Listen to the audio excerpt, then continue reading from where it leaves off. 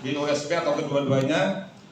Di situ sudah disebutkan bahwa kalau honor paruh waktu itu antara itu daerah tidak cukup, bisa dianggarkan di BUS atau BOS, tapi dengan syarat itu pemerintah mengajukan permohonan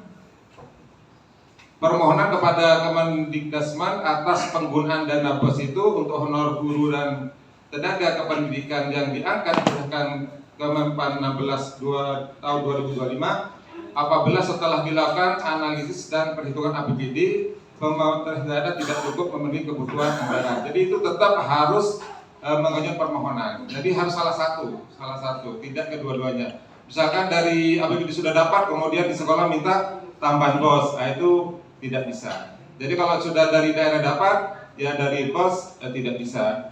Kalau memang anggaran daerah ada, seperti yang ada di kabupaten lain, misalkan di anggaran dari BOS, itu harus mengajukan ke kementerian untuk mendapatkan persetujuan. Itu diantaranya masalah gaji ya paruh waktu ini.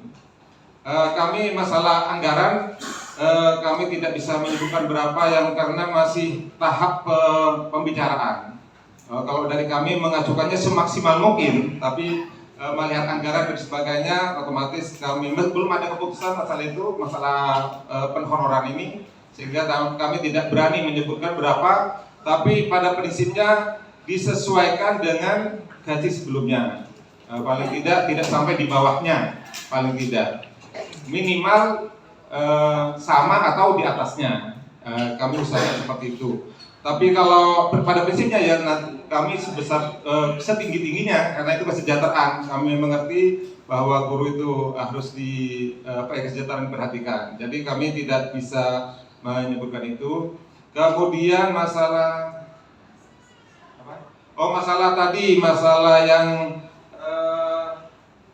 itu dapodik masih di situ kan ada tentang penempatan paruh waktu ini dari 4.400 kalau semuanya kan 8.000 ya semuanya. Kalau saya lihat di data BKPSDM itu 8.000 sekian, tapi kalau dinas pendidikan hanya 4.000 sekian.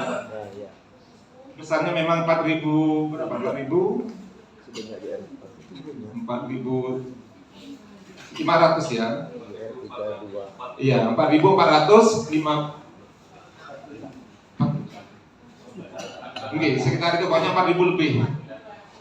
4.284. Nah, itu yang paruh waktu. Untuk penempatannya kami dengan tim memang berusaha untuk tetap di sekolah, tidak pindah ke lembaga yang lain. Dari 4.280 itu semuanya tetap di sekolah. Teknis itu sudah dikunci dari pusat, itu tidak akan pindah yang teknis. Yang guru itu tetap di sekolah, tidak pindah kecuali dapodiknya di situ penuh. Kalau dapodiknya penuh, otomatis dengan sendirinya terlempar ke sekolah yang lain yang terdekat masih satu kecamatan, sehingga tidak akan jauh dari tempat tinggal. Itu pun hanya 150 saya lihat di data itu dari 4.000 sekian paruh waktu itu hanya yang terlempar dari tempat asal dia mengajar dan lembaga itu hanya 150-an. Itu pun rata-rata guru mapel yang ada di SMP, karena di situ dapodik kayak matematika atau bahasa Inggris kadang dapodiknya penuh, otomatis terlempar sendiri itu di aplikasi sistem, sehingga otomatis dia akan diletakkan di sekolah terdekat yang masih kosong, sehingga di situ tidak akan jauh dari tempat tinggal, karena di situ kami perhatikan dekat dengan tempat kerja. Kemudian masalah yang memang paruh waktu ini kan hasil kalau menurut dari undang-undang di sini, saya lihat aja daripada gitu ya. Di situ disebutkan bahwa P3 paruh waktu ini nomor yang kelima, bahwa pengadaan P3 paruh waktu dilaksanakan bagi pegawai non-ASN yang terdaftar dalam pangkalan database pegawai non-ASN BKN dengan ketentuan sebagai berikut. Nah, di situ telah mengikuti seluruh tahapan seleksi P3 tahun anggaran 2024. Sudah. Di situ kan ada dua. Tahapan pertama itu semua diikuti oleh non ASN yang masuk Dapodik. Nah, itu. Yang tahapan kedua itu diikuti oleh non ASN yang tidak masuk Dapodik. Kenapa tadi kok ada yang masih masuk Dapodik swasta? Mungkin yang kedua ini karena memang belum masuk Dapodik sehingga tidak bisa terdeteksi bahwa dia masuk Dapodik di swasta. Tapi kalau yang tahap pertama karena itu sudah masuk Dapodik di negeri, otomatis tidak akan masuk ke Dapodik yang swasta. Sehingga yang baru yang R4 itu yang tahap 2 ya. Nah, itu kan karena tidak ada di Dapodik, otomatis dia katakanlah masih ada juga yang masih double counting yang masuk ke swasta. Mungkin itu yang belum bisa deteksi, itu diantaranya. Itu masalah paruh waktu. Kemudian masalah PPG Praja. PPG Praja kemarin memang ini setelah hasil dari kementerian bersama DPRD, itu memang dari kementerian maunya kan kita dengar sendiri waktu itu maunya memang tetap dibuka kan KTT.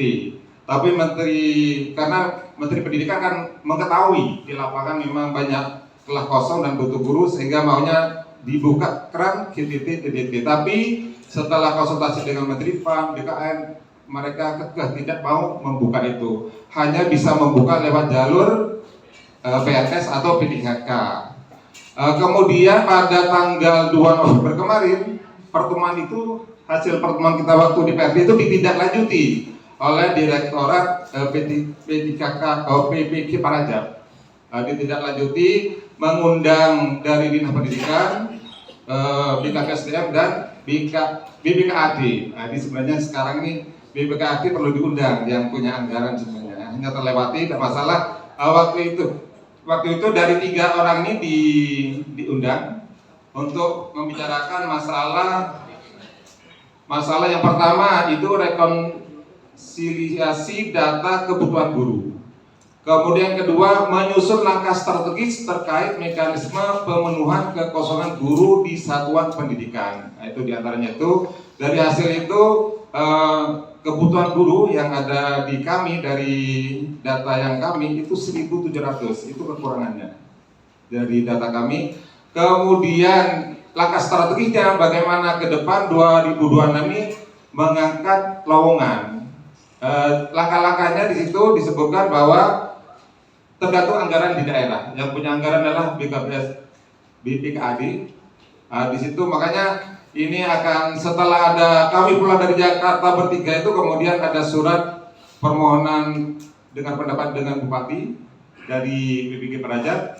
Itu dari ada atensi dari Bapak Bupati sehingga Bapak Bupati memerintahkan kepada Bapak Kepala Dinas waktu itu untuk menindaklanjuti dari hasil Jakarta itu. Kemudian Kepala Dinas memerintah kepada kami di bidang KTK untuk mengundang dari BKB SDM, kemudian BPKAD, mengundang bertemu untuk membicarakan masalah kekosongan guru ini bagaimana 2026.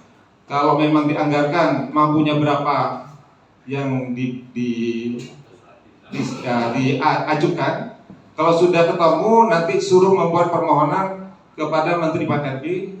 Kalau sudah mengajukan permohonan, nanti dari Direktorat PPG Praja itu akan mensupport untuk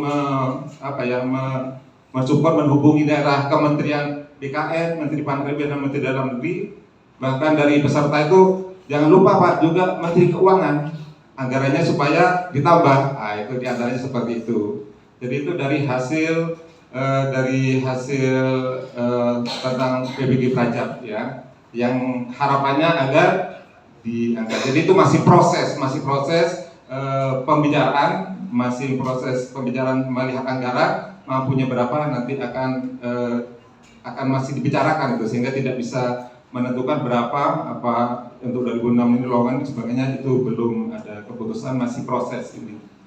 Jadi itu dari kami perwakilan dari Dinas Pendidikan, monggo kalau mungkin ada tambahan dari BKB SDM kami persilakan. Sekian dari kami, mohon maaf jika ada salah. Billahi taufiq wal hidayah. Wassalamualaikum warahmatullahi wabarakatuh. Waalaikumsalam. Dari Bung Nahyu ada tambahan? Ya, kalau PKPSD nanti kami yang persilahkan. Sambil guyon nih. Ya, saya pikir untuk teman-teman PPG sudah jauh lebih maju ya. Ada perkembangan tadi teman-teman perwakilan PPG, baik kementerian melalui direktorat PPG, termasuk pemerintah daerah sudah menindaklanjuti